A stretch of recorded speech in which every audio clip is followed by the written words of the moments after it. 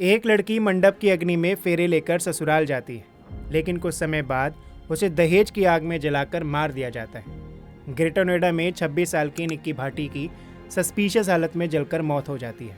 निक्की के परिवार का आरोप है कि उसके पति और ससुराल वालों ने दहेज की मांग पूरी ना होने पर उसे जिंदा जला दिया, और ये सब उसके 7 साल के मासूम बेटे के सामने हुआ। हालांकि इस केस में कई नए एंगल भी निकलकर सामने आ रहे हैं और जांच अभी जारी है, लेकिन इस दौरान जो वीडियोस वायरल हुई उनसे ये बात तो साफ हो जाती है कि निक्की के साथ मारपीट होती थी, उसे टॉर्चर किया जाता था। ये घटना सुर्खियों में थी ही कि तभी अमरोहा से एक हॉरिफाइंग खबर आती है, जहां 32 साल की पारुल, जो एक नर्स थी, को उसके कांस्टेबल पति और ससुराल वाले दहेज के लिए जिंदा जला देते हैं। पारुल को गंभीर हालत में दिल्ली रेफर किया जाता है, जहां उसकी कंडीशन क्रिटिकल है। जून 2025 अलीगढ़ का एक और दिल दिला देने वाला केस, जहां दहेज में बुलेट बाइक ना मिलने पर संगीता को उसके पति और ससुराल वालों ने पहले बुरी तरह पीटा और फिर आयरन से उसके शरीर और प्राइवेट पार्ट तक दाग दिए। यह दर्द और यातना इतनी भयानक थी कि संगीता ने वहीं दम तोड़ दिया। दोस्तों, संगीता, निक्की, पारुल ये सिर्फ चंद घटनाएं नहीं हैं। एनसीआरबी के डेटा के मुताबिक भारत में हर साल करीब 7,000 महिलाएं दहेज की बलि चढ़ जाती हैं, यानी हर दिन 19 और हर 75 मिनट में एक बेटी दहेज के कारण मारी जाती है। और शायद जब आप ये वीडियो देख रहे हैं उसी वक्त कहीं ना कहीं कोई और बेटी अपने ही घर में अपने परिवार के हाथों दहेज की आग में अपनी जिंदगी गंवा रही होगी।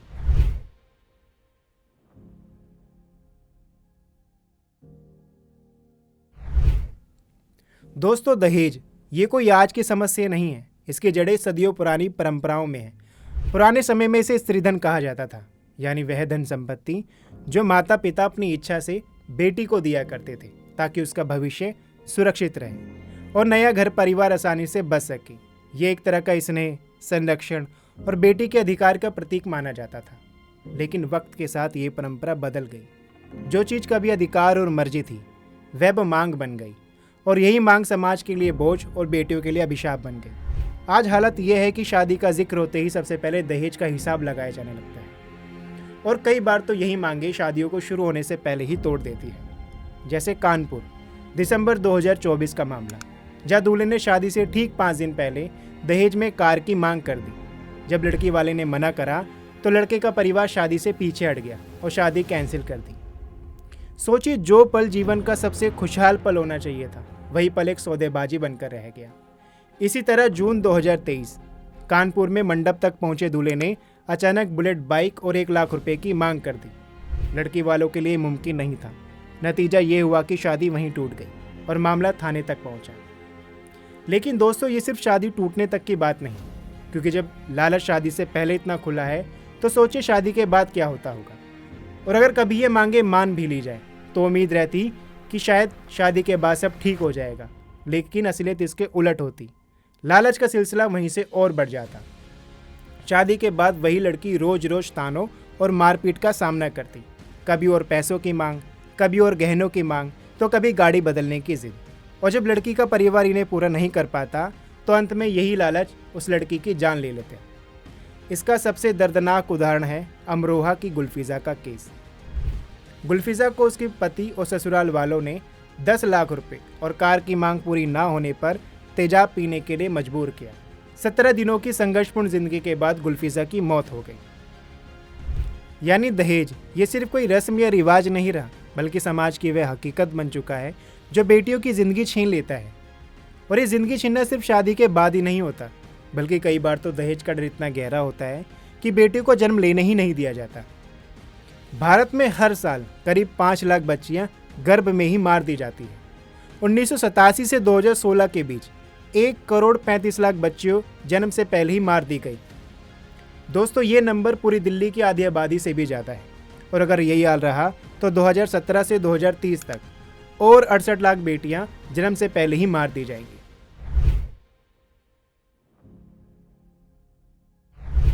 दोस्तों, जैसा कि आपने देखा, दहेज ना सिर्फ शादी के बाद मौत का कारण बनता है, बल्कि कई बार ये आने वाली पीढ़ियों को जन्म से पहले ही खत्म कर देता है।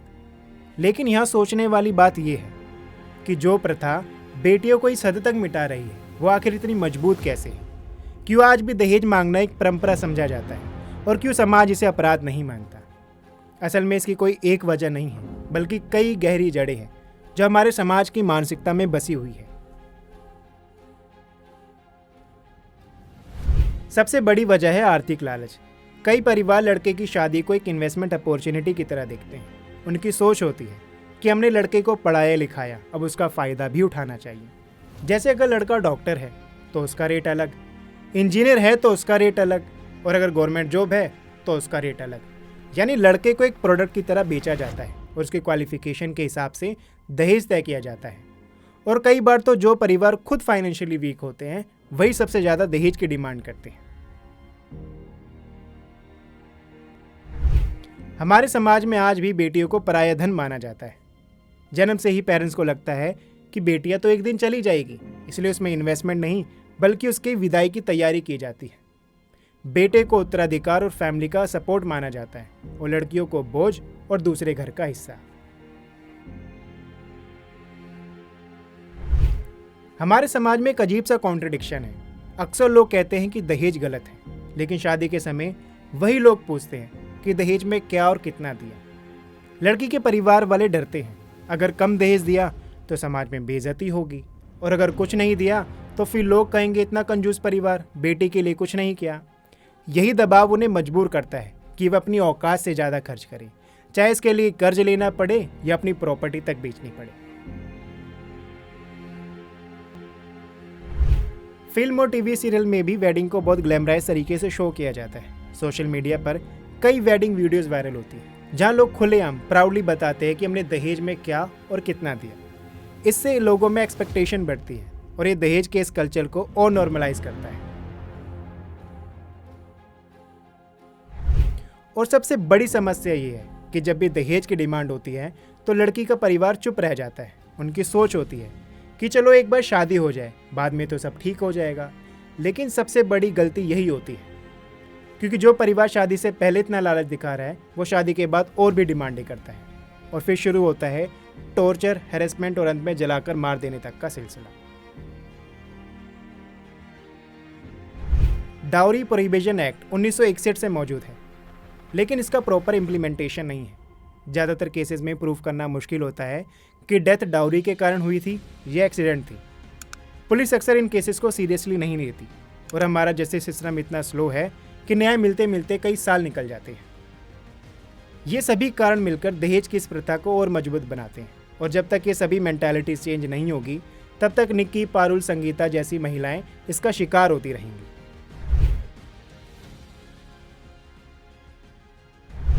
तो दोस्तों, अब सबसे बड़ा सवाल यही है, इस समस्या को रोका कैसे जाए? क्योंकि अगर हर साल 7,000 बेटियां दहेज की आग में जलाई जा रही हो और लाखों बच्चियों को जन्म से पहले ही मारा जा रहा हो, तो चुप रहना हमारी सबसे बड़ी गलती होगी। कुछ समय पहले जब कुछ पुरुषों को उनकी पत्नियों ने मारा तो ये खबर चर्चा का विषय बन गई। ब्रेकिंग न्यूज़ बनी, डिबेट्स हुई, यहाँ तक कि सोशल मीडिया पर ट्रेंडिंग भी हुआ। लेकिन जब हर रोज़ हर घंटे एक महिला अपने ही घर में अपने परिवार के हाथों मारी जाती है, तब हम सब चुप क्यों रहते हैं? तब हमें इससे फ़र्क क्यों नहीं पड़ता? हम अक्सर इन खबरों को देखते हैं, सुनते हैं, लेकिन फिर भी कुछ नहीं करते। मोबाइल स्क्रीन स्क्रॉल कर देते हैं, टीवी का चैनल बदल देते हैं, और हमारी यही चुप्पी दहेज की इस प्रथा को और बढ़ावा देती है। दोस्तों, इस समस्या कल केवल कानून में नहीं है, क्योंकि कानून तो पहले से मौजूद है, लेकिन जब तक समाज इसे अपराध की तरह नहीं देखेगा तब तक बदलाव मुश्किल है। सबसे पहले हमें शादी को सौदेबाजी नहीं बल्कि संबंध मानने की मानसिकता बनानी होगी। लड़के के परिवार को ये खुद से पहल करनी होगी कि वह दहेज में 1 रुपया भी स्वीकार नहीं करेंगे और इसे खुलेआम गर्व के साथ कहेंगे।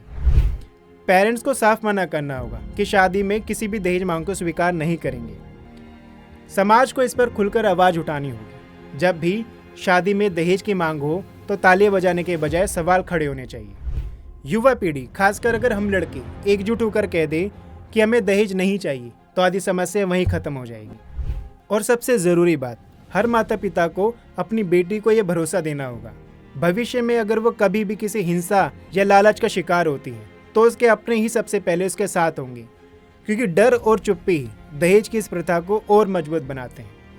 आखिरकार दहेज कोई परंपरा नहीं है बल्कि एक जहर है, और अगर हमें इसे ख़त्म करना है तो शुरुआत हमें खुद से करनी होगी।